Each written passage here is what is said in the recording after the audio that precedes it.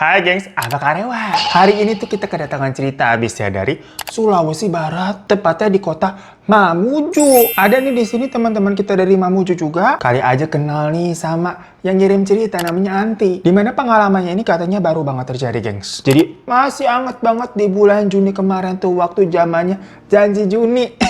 Kalau nanti Oktober ada janji Oktober nggak? Jadi berarti apa? Juni, Juli, Agustus, terus sekarang September. Ya hitungannya masih baru lah ya. Dimana ada sebuah cerita yang kata Anti ini seru banget di dalam hidupnya. Sampai saking serunya nih, dia cuma bisa ngetawain dirinya sendiri. Kayak ini dunia lagi bercanda sama dia apa bagaimana? Emang boleh dikasih cobaan sebecanda itu? Tapi bentar nih, mungkin kalian salfok sama ini di mari nih. Kalian udah tahu belum? Outside. Buat yang belum tahu, ini lagi viral banget loh. Sering banget dipakai di kafe-kafe karena emang susunya seenak itu. Beneran nih, kita izin minum dulu ya. Biar lek-lekan kita gak kering gitu kan, kita mau cerita-ceritanya ya. Enak banget ya udah. Ikan cucut, lanjut! Jadi gengs, Anti ini tuh tinggal di Mamuju karena menikah dengan suaminya bernama Dion di tahun 2021. Berarti udah sekitar 2 tahunan lah ya. Ya tapi Anti sendiri ini memang orang Sulawesi Barat juga. Katanya dia orang daerah Pasangkayu. Nah di mana tuh? Teman-teman Sulawesi deh makanya nih. Komen-komen di bawah ya. Tapi pokoknya setelah dia menikah, akhirnya Anti ikut sama suaminya tuh di Mamuju. Nah sedikit pengakuan dari Anti nih. Kita makan cuman bacain aja. Dia katanya sebenarnya cukup hilaf sewaktu menikah dengan Dion. Karena apa? Nikahnya MBA alias Ku hamil duluan, sudah 3 bulan. kemana tuh lagu lama banget ya? Ya pada akhirnya, abis dinikahi nih 5 bulan setelahnya udah langsung brojol. Yang mana anak mereka diberi nama Haikal. Alhamdulillah anaknya cakep, lucu gitu kan kalau kata si Mama Haikal tuh alias Anti. Nah setelah berarti ini kan Haikal ceritanya udah mau 2 tahun nih. Di bulan Desember 2022 kemarin, Anti memutuskan untuk kayaknya mau menjalani bisnisnya lagi. Soalnya sebelumnya memang backgroundnya Anti nih suka kayak jualan-jualan online shop begitu. Tapi semenjak hamil dan ngurus Haikal, itu kan sempat stop ya karena emang fokus ngurus anak. Nah rencananya memang di awal 2023, Haikal ini kan mau berhenti ASI. Jadinya Anti mau balik bisnis biar tambah-tambah penghasilan lah. Dan gak minta duit mulu sama suami begitu kalau misalkan mau jajan skincare. Akhirnya dia joinan tuh buka usaha sama temennya. Buka semacam apa tuh Just Tip PO Bangkok. Berduaan ya sama temen deketnya namanya Nindi. Jadi Anti sama Nindi nih udah temenan lama dari zaman kuliah. Dan kebetulan juga Nindi ini ibu rumah tangga. Yang kayak udah yuk Jeng kita bisnis aja. Nah tapi kalau misalkan harus pergi-pergi namanya Just Tip ke Bangkok ya udah pergi ke Bangkok bener berarti. Itu kan yang jagain Haikal di rumah siapa? Sementara bapaknya Dion itu kerjanya kerja kantoran. Haikal juga nggak mungkin dibawa-bawa ke Bangkok begitu kan? Selain nambah duit buat beli tiket lagi. Ini kan mau cari duit, bukan mau ngeluarin duit. Dan kata Anti yang namanya jastip-jastipan gitu. Apalagi di Bangkok gitu panas ya. Capek bener. Iya dia kayak ngempel di pasar. Geret-geret koper-koper gede gitu ya. Panas-panasan gitu ya nggak mungkin banget bawa anak kesian. Makanya Anti ini memutuskan untuk menyewa seorang ART yang merangkap buat jagain anak. Ibarat kata kayak lalanya Rafathar atau susrininya Cipung begitu. Kita juga mau suruh dijagain Rafathar sama Cipung. Jadi temen deket gitu kali-kali dapat warisan. Cuma kan Anti ini butuhnya perawatnya yang cabutan tuh. Bukan yang terus-terusan, enggak. Maksudnya yang butuhnya nih tiap kali misalkan dia lagi pergi tuh ke Bangkok. Buat belanja kira-kira ya banter 2-6 hari gitu paling lama ya. Nah ada yang jagain Haikal tuh di rumah. Ntar kalau Anti balik, ya udah dia aja yang jagain. Gak usah nyewa lagi. Anti bisa kok bagi waktu untuk jaga Haikal. Hitung-hitung kan abisnya katanya bayar ART sekarang mahal, Van. Iya tahu banget gue Bu Anti emang sekarang ART mahal-mahal banget ya. Mana kadang kerjanya juga cuman main HP mulu kita liatin gitu kan. Tapi bagaimana ya Jeng ya? Lah kita jadi curhat. Udah nyari-nyari nih. Ternyata temennya ini tadi tuh ada kenalan. Yang mau ya udah part time cabutan kayak yang dibutuhkan sama Anti. Masih bocah dan umurnya sih 19 tahun. Namanya Rima. Sementara si Antinya ini tuh 29 tahun. Ya bentar lagi 30 tua lu Anti lu. Ya udah habis deal-dealan nih harganya cocok. Mau deh tuh si Rima kerja sama Anti. Kesehariannya juga soalnya si Rima ini jagain toko sembako milik orang tuanya. Jadi bisa tuh ditinggal. Masih ada orang tuanya masih hidup. Pokoknya akhirnya usaha Anti sama Nindi ini tuh berjalan di pertengahan Januari. Mereka bener tuh ke Bangkok tuh buka Just Tip. Jadi dari Indo nih katanya nih udah diinfoin gitu kan toko apa aja yang akan mereka mau datangin. Dan barang-barang apa nih orang pada titip tuh di list-list dulu. Ternyata ramai gengsi ya. Waktu itu katanya awal-awal tuh pemutih-pemutih skincare Thailand sama yang baju-baju lucu begitu ya. Laku banget tuh. Cuan banget walaupun usaha pertama mereka. Sementara di rumah terhandle dengan baik. Haikal dirawat dengan baik tuh sama Rima. Sekitar 4 harian kagak rewel dia. Barang-barang yang mereka bawa dari Bangkok ke Indonesia juga nggak ada yang rusak. Pokoknya lancar, no drama-drama klub lah. Ya dari situ lanjut dong pastinya. Dari Januari sampai Maret tuh gengs. Anti sama Nindi udah bolak-balik Indonesia Bangkok tuh sampai 5 kali. Jadi dalam berarti 3 bulan 5 kali tuh bolak-balik Bangkok tuh, enak ya. Loh kita ngemper mulu di sini. Giliran liburan aja diteror orang mulu pada. Oh, pantesan yang nggak ngupload lagi liburan gitu. Cepet balik lu begitu. Ah, besok-besok gue nyari majikan yang kayak anti aja deh, enak gak kayak kalian. Dan mereka berdua nih jadinya ya bener-bener kebanjiran banget tuh pesenan sampai cuan. Yang paling hip banget katanya dia pernah jualin tas apa ya dia bilangnya ya? Tas Buffalo begitu katanya. Yang begini nanti kita cari deh image-nya. Sampai heboh banget itu. Dan sampai ditiru sama brand-brand lain. Pokoknya dari situ dia kayak nyayur banget gitu, ngerok keuntungan. Makanya abis itu mereka nih berani ekspansi ke negara lain. Maksudnya nggak hanya ke Bangkok doang, tapi ke sebelah-sebelahnya yaitu Singapura. Karena di sana katanya ada tas viral juga tuh Beyond the Vines. Brand Singapura belum masuk sini lah, kita ngapain nyebut-nyebut nama brand masuk sini lu pada endorse lu. Ya pokoknya brand-brand tas itu tuh rame bener. Kayak outsetnya juga rame bener gitu, orang pada nyari nih. Cakep ya. Pokoknya Anti sama Nindi nih kipas nikmatin hasil kerja mereka. Panas-panasan geret-geret koper kagak apa-apa udah. Nyemper di trotoar gitu kan, bolak-balik toko hotel. Kebayar semuanya. Cuma taksu nih di rumah nih alias Pak Suami. Si Dion nih protes lama-lama. Karena istrinya si Anti kok udah liat-liat kayak keterusan. Macam lupa kayak, hei kamu punya suami sama anak ya di rumah ya. Kagak diurusin tuh, urusin baju aja terus. Masalah kan sebenarnya gajinya Dion mah cukup-cukup aja ya buat ngidupin mereka berdua. Bukannya pas-pasan gitu kan butuh tambahan yang gimana-gimana. Enggak, si Antinya aja deh kagak bisa diem. Tetap harus ada kegiatan gitu kan, ngeliat ada peluang cuang dikejar sama dia. Ya maklum namanya duit di depan mata katanya Van ya. Emang suka lupa. Ya bener ya, kita juga tahu sih Mbak Anti ya. Kita paham kalau udah masalah duit. Makanya nih kalau udah protes paksa di rumah, akhirnya Anti mengurangi intensitasnya untuk berpergian ke negara-negara jastipannya. Dan lebih banyak menyerahkannya kepada yaudah Nindi aja kalau masalah urusan pergi-pergi. Jadi Anti ini bagian yang ngurusin para customernya. Nindi bagian yang belanja-belanja. Nah, cuma namanya tuh apa ya, duit begitu kita urusannya sama duit ya. Yang namanya istilahnya kan duit bisa membutakan semuanya. Nggak cuma cinta tapi duit juga bisa membutakan. Termasuk persahabatan bagai kepompong. Mau temen udah lama kayak. Tapi kalau udah masalah duit, semua bisa berubah cenah. Dimana diam-diam si Nindi buka toko lain gitu lah gengs, buat nerima Justipan sama Open PO. Ya sebenarnya sih nggak apa-apa, sah-sah aja. Toh yang pergi-pergi belanja kan dia aja juga. Yang jadi masalah toko lainnya itu pakai uang modal yang punyanya si Anti juga, modal berdua. Yang harusnya itu kan diputer. Kalau misalkan toko baru yang dibuat sama si Nindi itu pakai modalnya dia doang juga nggak apa-apa. Anti yang ngerti, nggak punya hak dong dia buat marah-marah. Cuma kan ini pakai modal kas berdua, jadinya nggak etis lah. Ditambah dilihat-lihat kok pengeluarannya harusnya tidak besar, karena kan Nindi jatuhnya sendirian tuh jalannya ya. Tapi kok abis ini sama aja gitu kan laporannya kayak sewaktu mereka berdua jalan ada si Anti. Pokoknya alasannya banyak lah si Nindi yang ujung-ujungnya mereka clash nih. Nah kebetulan yang megang akun jualan yang udah gede tuh si Anti kan, soalnya dia ngurusin customer ya, mulai dari akun IG sampai kontak WA semuanya megang tuh si Anti tuh. Akhirnya kayak diambil alih nih sama si Anti karena merasa dicurangi, dan Anti turun tangan sendiri akhirnya alias pergi sendiri tuh ke Bangkok sama ke Singapura buat ya ngurusin open justipnya itu. Yang jadinya si Nindi macam seret orderan lah, dia kagak punya customer, semua dipegang sama si Anti. Cekcok pokoknya waktu itu gengs. Dan belakangan Anti juga akhirnya tahu semenjak dia berangkat sendiri itu ke sana ngecek barang-barang, ternyata si Nindi ini markup harga. Misalkan dia bilang nih ke si Anti beli bajunya ini 100.000 gitu, ternyata di toko 80.000, terus dijual lagi 250.000. Ya tapi kan harusnya bilangnya ke Anti ya bajunya tuh 80.000, jangan bilang ke 100.000 dong. Jadi gimana pun juga Nindi ada untung kayak semacam kasarnya lah ya 20.000 gitu masuk ke kantongnya dia sendiri tuh. Dikaliin aja berapa tuh pesenannya mereka. Ya pokoknya akhirnya kebusukannya begitu, walaupun temennya udah lama ketahuan lah. Namun abis itu dramanya nggak berakhir sampai di situ, karena makin dirasa-rasa nih semua berjalan gak sesuai rencana. Abisnya mulai ada teror-teror yang datang di rumahnya Anti, gengs. Jadi waktu Anti lagi ke Singapura nih, rencana dia nginep tuh mau 3 hari 2 malam. Baru nyampe nih hari pertama, lagi tidur tuh malam-malam tuh, karena flight nyampe ke Singapura sama malam, nyari tiket murah. Jadi belum kemana-mana. Ya udah si Anti tidur, dia mimpi anaknya Haikal nangis gitu manggilin ibunya, manggilin dia. Tapi waktu Anti nanya ke Haikal, si Haikal nggak jawab apa-apa, cuma nangis doang gitu, gengs. Sampai akhirnya Anti ini kebangun karena ada suara telepon. Yang mana ternyata itu suaminya yang bilang katanya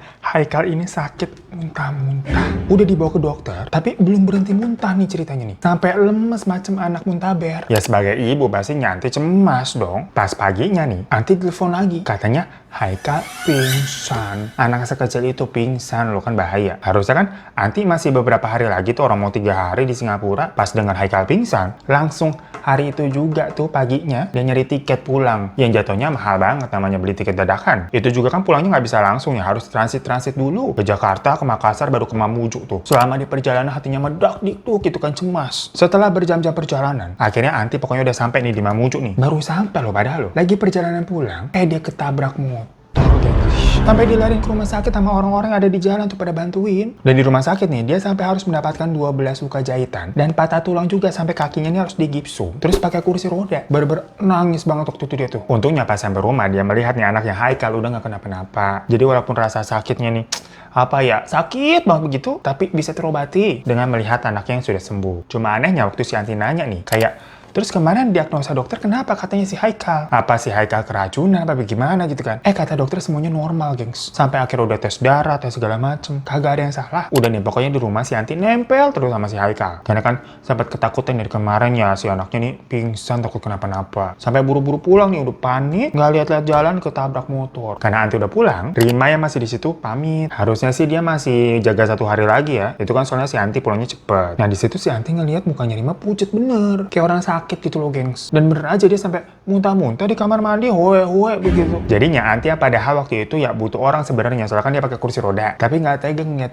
mukanya si Rima pucet bener. Akhirnya ya udahlah, kamu pulang aja nggak apa-apa. Nah malamnya pas semua udah pada tidur, Anti ini tau-tau kebangun karena mendengar kayak ada suara-suara ribut di atas plafonnya, gengs. Jadi dia tidur nih di atas kasurnya tuh, di atas kepalanya kayak ada gruk gitu. Ya Anti kira itu apa, tikus apa gimana? Ya tapi kan kalau tikus takut aja gitu kan, ambrol gitu plafonnya, teriak si Anti ntar. Akhirnya dia bangunin tuh suaminya tuh. Tapi pas suaminya udah bangun dan suara itu sebenarnya masih didengar tuh, masih persis ada di atasnya dia. Si Dio ini bilang kayak, suara apa sih? Dia nggak denger apa-apa katanya, gengs. Maksudnya si Anti bener jelas banget suaranya di atas kepalanya sampai dia kebangun. Ya masa iya lu di sebelah gua kagak denger apa-apa, itu di atas tuh budek apa gimana? Sampai dia akhirnya bodoh amat gitu, dia lanjut tidur lagi karena dia kekeh katanya nggak denger apa-apaan. Sementara Anti nih denger banget itu suaranya masih grog gitu, boro-boro bisa tidur, keganggu. Dan makin lama suaranya kayak jalan, kayak dari atas kepala atau grug, terus ke situ grug, terus grug gitu loh. Jadi pindah-pindah sampai akhirnya kayak ke depan keluar hilang. Ya makanya Anti ngira itu suara hewan, soalnya kan kayak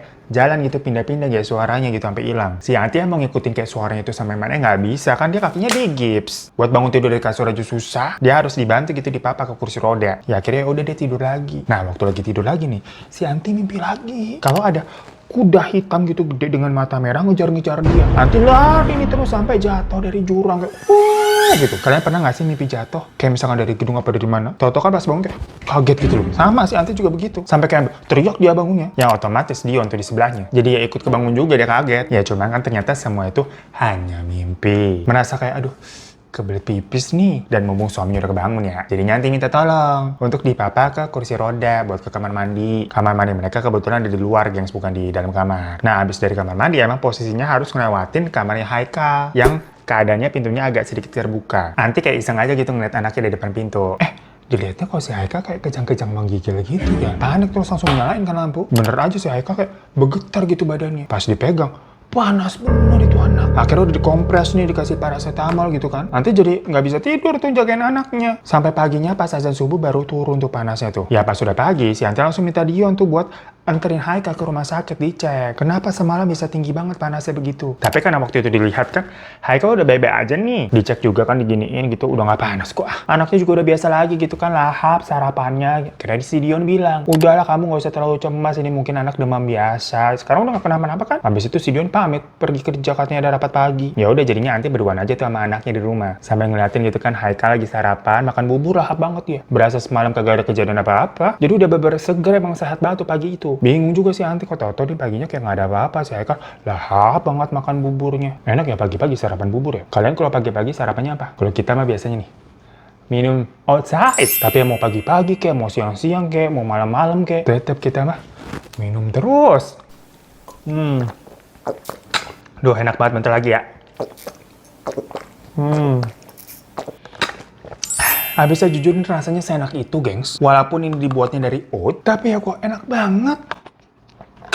Udah sehat, enak lagi ya. Kurangnya apa sih lu? Apalagi ini nih yang lagi kita minum nih, rasa kopi. Kagak ada obat nih, kita kagak bisa berhenti.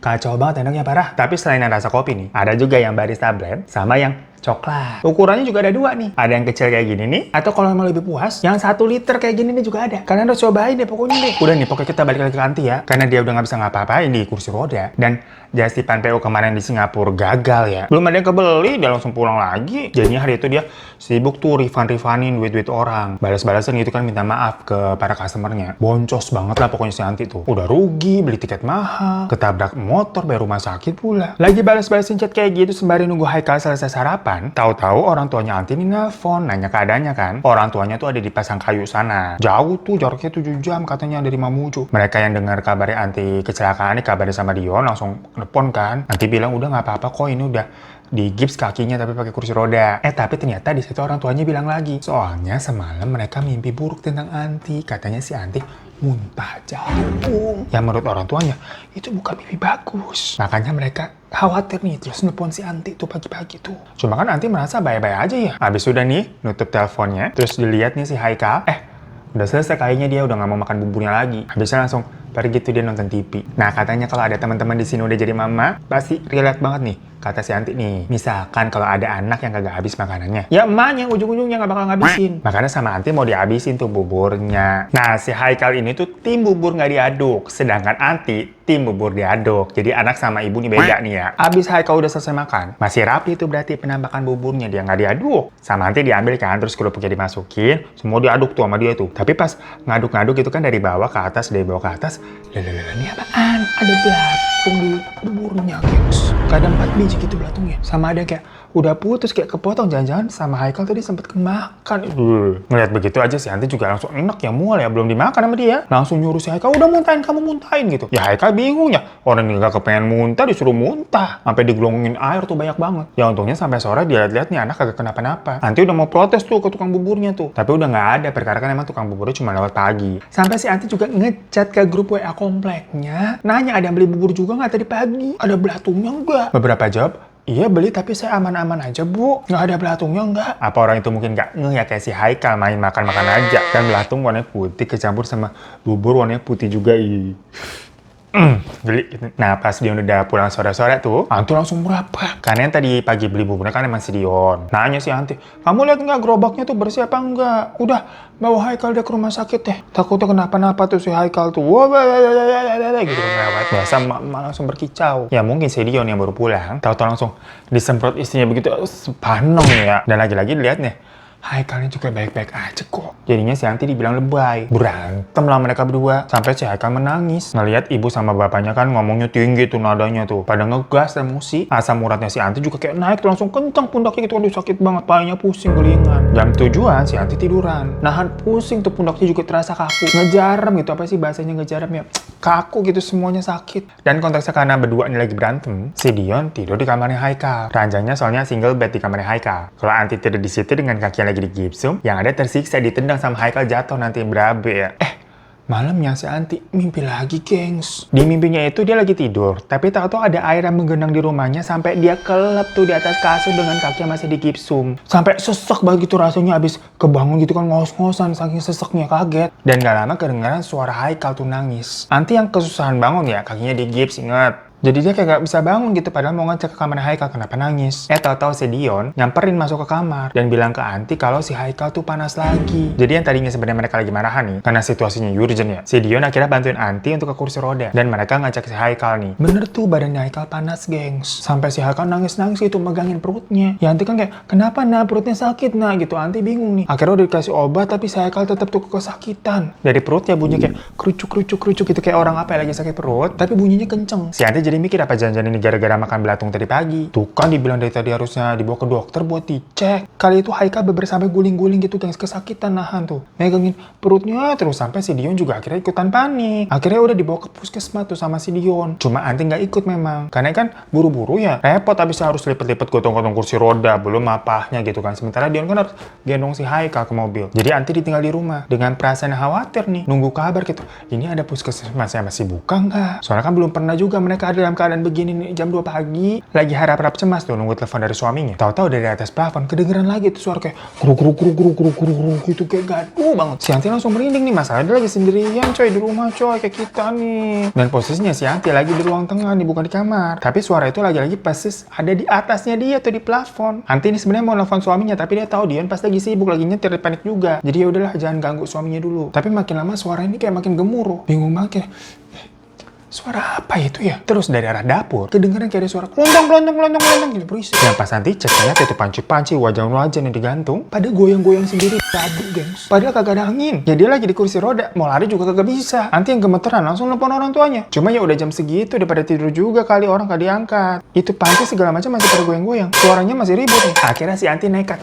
ngechat grup kompleknya tuh, grup WhatsApp. Dapat tahu masih ada yang bangun. Minta tolong lah buat datang ke rumah, saya sendirian nih, ada yang aneh. Untungnya memang waktu itu masih ada nih beberapa bapak-bapak yang lagi ngeronda jaga. Ya udah, sama bapak-bapak itu disamperin ke rumahnya si Anti. Tapi pas mereka baru masuk rumah, duar, kedengaran kayak ada suara yang meledak dari atas atap. Dan panci-panci yang tadi pada goyang-goyang di dapur pada jatuh gitu. Wah! Jadinya maksudnya kalian kebayangkan suara berisiknya tuh kayak apa tuh. Bapak-bapak itu juga pada kaget. Tapi karena kagetnya denger tadi tuh suara panci-panci pada jatuh. Lah kan gumpriangan gitu ya, heboh suaranya. Tapi mereka katanya nggak denger yang namanya suara geledakan tuh. Ledakan di atas atap tadi yang si Anti doang denger. Makanya gelap-gelap tuh disenterin tuh sama bapak-bapak tuh di atas genteng. Nah mereka ngelihat ada asap emang katanya gengs. Tapi dikira kan apa ya, dan kebakaran apa benar dia meledak apa gimana, kok kita pada nggak denger. Cuman udah disenterin kayak nggak ada apa-apa sih, cuma kayak ada asap udah hilang gitu ke atas. Nah abis itu si Anti ini dapat telepon dari si Dion ngabarin kalau Haikal udah diinfus. Jadi mungkin sejaman lagi baru bisa pulang. Lihat dulu nanti gimana keadaannya. Apakah abis diinfus si Haikal ini bisa membaik atau enggak. Ya Anti masih shock begitu ya, karena dia ada 2 kejadian nih dalam satu waktu. Di satu sisi di sana anaknya lagi diinfus, khawatir, tapi di rumah juga ada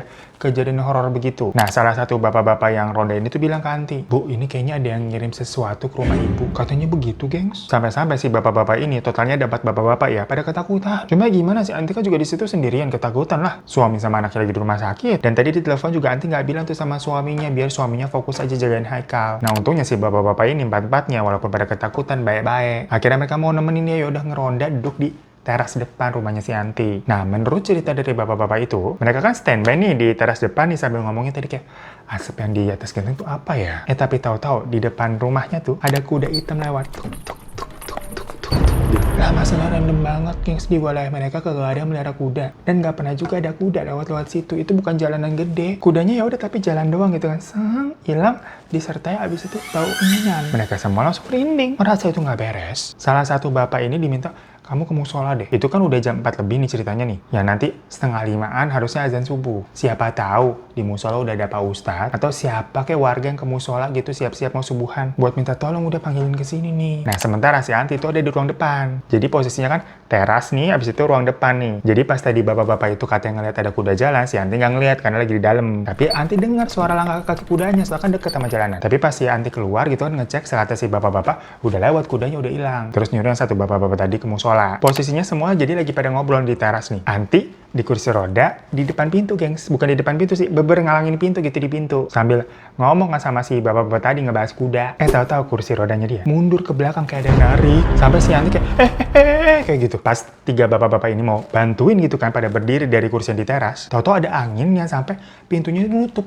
Wah gitu, ketutup sendiri kayak kebanting gitu. Cuma untungnya sih nggak kekunci nggak, jadi masih bisa dibuka lagi dan ketiga bapak itu langsung megangin narik lagi kursinya Anti. "Bu, ini saya dorong ke musola aja kita ya Bu ya," kata salah satu si bapak itu tuh. Akhirnya mereka semua nih, bapak-bapak 3 sama si Anti pada ke musola tuh, didorong tuh kursi rodanya si Anti. Karena mereka takut jaga di rumah itu. Nah di sekitar rumahnya Anti nih jalannya nggak rata gengs, bukan jalan gede. Jadi dorong kursi roda mah cukup susah, gujuk-gujuk. Sampai tahu-tahu pas lagi didorong, lah macet ini kursi rodanya di tengah jalan kagak bisa didorong. Dilihat apa kayak ada yang ganjil apa ada lubang gitu. Ya emang jalannya sih bocel-bocel ya. Tapi kan harusnya bisa aja didorong gitu. Ini ada 3 bapak-bapak gitu kan udah rame-rame ngedorong kagak bisa. Tahu-tahu semuanya nih nyium bau menyan lagi. Dan ada suara tapak kaki kuda kelewat. Tak tak tak tak tak tak tak tak. Cuma nggak ada kudanya kali ini, suaranya doang. Masalahnya mereka ini lagi di jalan kecil yang rumah-rumah orang nih padat. Soalnya lewat jalan pintas kayak lewat gang buat ke musola begitu. Lah masa iya di situ ada kuda lewat? Semuanya udah pada gemeteran. Ya akhirnya Anti dipapa tuh sama dua bapak-bapak. Jadi kursi roda ditinggalin gitu, udah kita jalan aja. Nah pas lagi mereka jalan, tahu-tahu kursi rodanya gerak sendiri tapi mundur. Nih,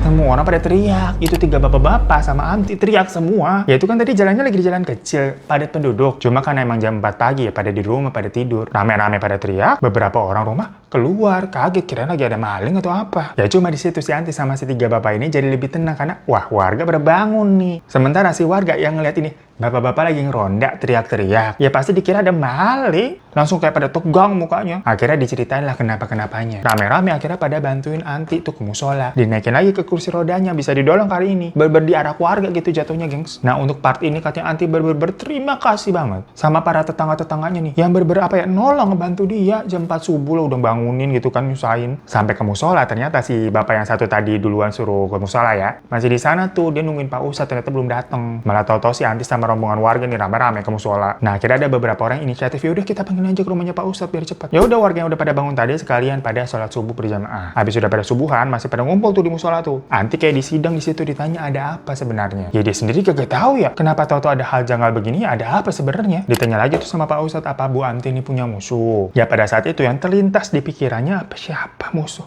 Oh Nindi nih, rekan bisnisnya yang lagi kelas banget sama dia kan. Dan dari cerita yang dituturkan Anti, Pak Ustadz udah menduga kalau ada yang mau ngirim doti katanya guys. Bukan duta, kalau duta mah duit, ini doti. Jadi kalau di Sulawesi ada semacam kayak kiriman jahat yang kalau orang sana tuh sebutnya doti. Dimana doti itu memang mengarah atau spesifik untuk mematikan seseorang guys. Jadi ngeri banget ya. Ya Anti langsung nangis kayak, siapa ya, kita kok jadi merinding ya. Bismillah deh.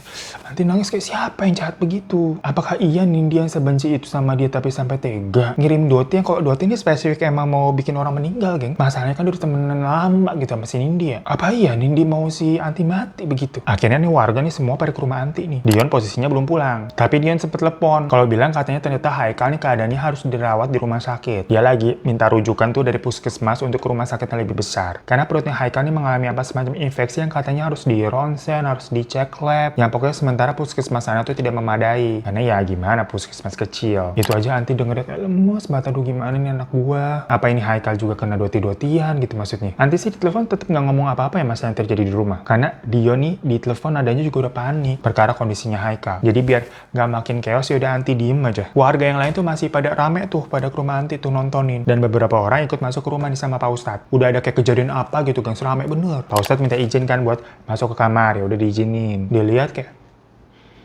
nggak ada apa-apa. Tapi Anti cerita, dia sempat dengar kan ada suara plafon-plafon waktu dia lagi tidur. Cuma memang nggak cuma dari kamar, tapi kayak pindah-pindah gitu suaranya. Setelah menelusuri satu rumah, sampai akhirnya Pak Ustadz nih ke deket dapur. Panci-panci sama wajan di sana yang waktu itu sempat jatuh, kan udah sempat diberisin lagi, udah ditempatin lagi semula. Pas Pak Ustadz sampai dapur, goyang-goyang lagi tuh panci-panci sama wajan tuh. Di situ beberapa warga yang masuk juga ngeliat kan langsung pada astagfirullahaladzim, bener-bener goyang-goyang sendiri kagak ada angin. Dari situ Pak Ustadz fokus nih nyari sumbernya, ternyata ketemu. Ada di rak atas kitchen set gitu gengs. Ya macam lemari-lemari ini di atas-atas gini nih dibuka tuh ada di situ tuh. Apaan tuh? Jadi kayak ada rambut kayak dikepang jadi semacam tali gitu gengs. Pas Anti lihat kayak apa itu rambut doang tapi emang diikat gitu kayak dikepang, aneh. Ternyata kalau kata Pak Ustadz itu namanya buhul. Benda atau ikatan yang memang diisi kiriman jin untuk mencelakai seorang. Masalahnya siapa yang naruh buhul di situ? Apakah itu dikirim secara gaib atau gimana? Lagi-lagi kalau kata Pak Ustadz bisa jadi ada kemungkinannya juga orangnya langsung naruh di situ bukan dikirim secara gaib. Nah siapa orang yang punya akses masuk-masuk ke rumah? Anti mikir kan, siapa ya orang mereka bertiga doang di rumah, Dion, Haikal gitu kan. Kenapa ya bunyi-bunyi telepon? Kita lagi mikir nih,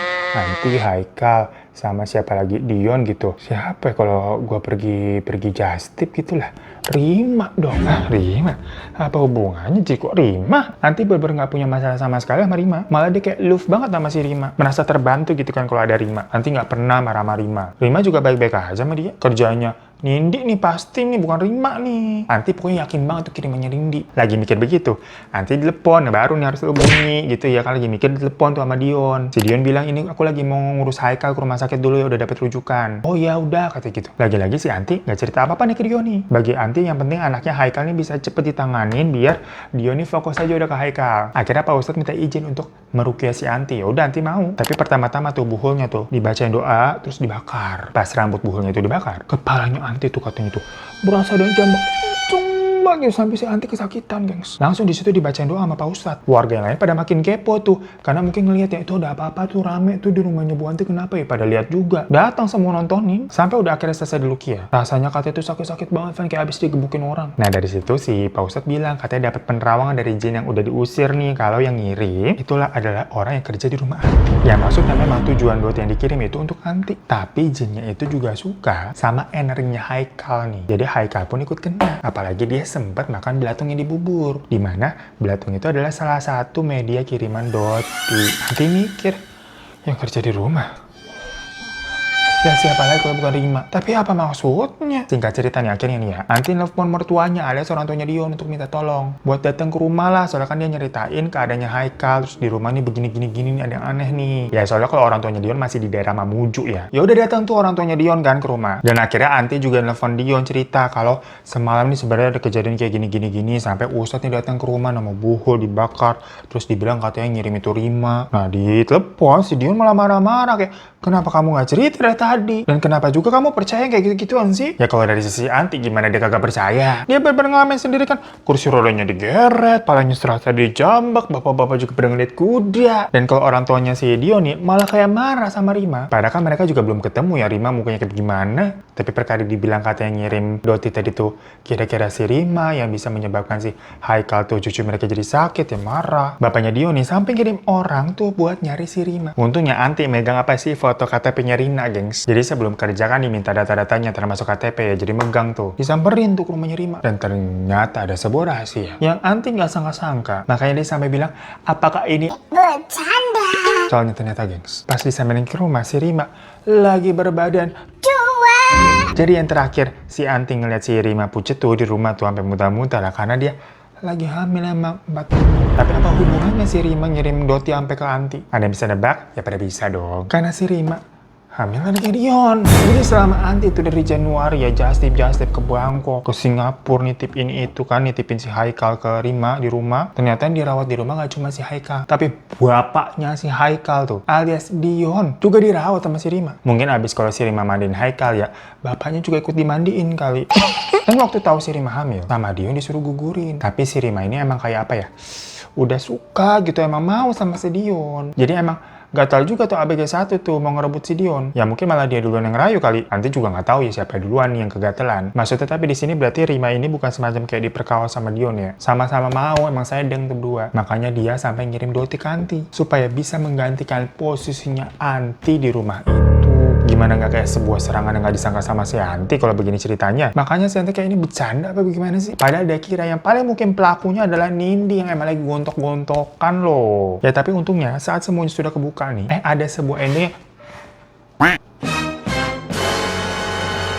Nggak usah kita bahas, biarin aja dia caper. Kita bahas mulu, dia caper terus tuh. Langsung aja nih, kita mau ke ending abisnya. Lagi-lagi ya, ending ini gue kagak sangka-sangka dari mertuanya Anti itu menyuruh Dion untuk bertanggung jawab terhadap Rima ya maksudnya. Dan akhirnya dinikahin bener. Akhirnya Rima dinikahin. Walau katanya si Dion sih dengan terpaksa. Sementara Anti nih sampai sekarang nih lagi ngurus proses cerainya. Belum selesai, sampai sekarang lagi ngurus. Karena waktu itu dia sempat apa ya, butuh recover ini fisiknya kan, kakinya tuh ya. Sama psikisnya untuk mencerna ini semua kejadian apa sih, bercanda apa bagaimana sih. Tetapi suaminya Dion nih itu mengajukan banding alias tetap tidak mau menceraikan Anti. Ya cuma Anti kan nggak mau dimadu ya, dia juga udah kayak diduain. Nah makanya Dion telah sepakat sama keluarganya Rima dan Rima sendiri, pokoknya udah rapat nih keluarga besar, dimana Dion sama Rima akan bercerai setelah nanti anaknya Rima hamil. Tapi belum keluar nih anaknya nih ya, masih hamil si Rima soalnya. Jadi memang pernikahan itu untuk si Dion nih bertanggung jawab aja sebagai ayah biologisnya agar nih anaknya Rima mendapatkan kejelasan hukum. Tapi ujung-ujungnya katanya Dion tetap memilih Anti dan anaknya Haikal, gengs.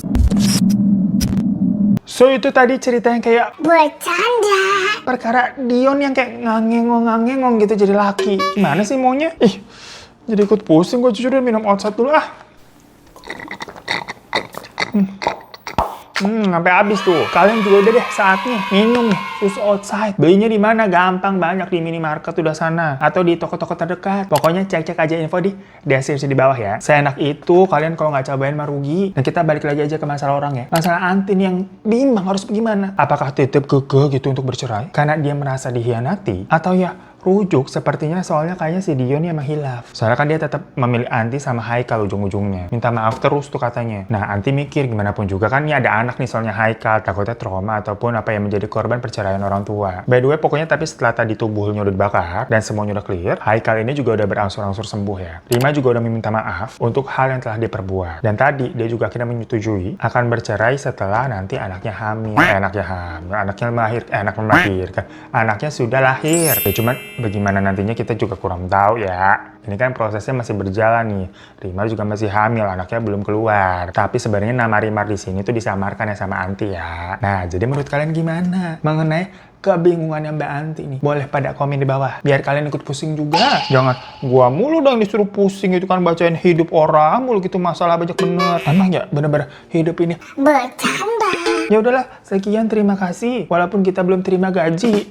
Jangan lupa untuk subscribe di bawah buat yang belum lo. Kalau udah terima kasih banyak ya. Bentar lagi 3 juta begitu, bantu-bantu ya. Doain terus. Terima kasih banyak. Boleh minta like-nya juga. Sama jangan lupa follow Instagram gue @herotanadivan. Sampai jumpa belum. Kalau mau kirim cerita boleh ke email ini baru. Sampai jumpa lagi di teman cerita selanjutnya. Assalamualaikum.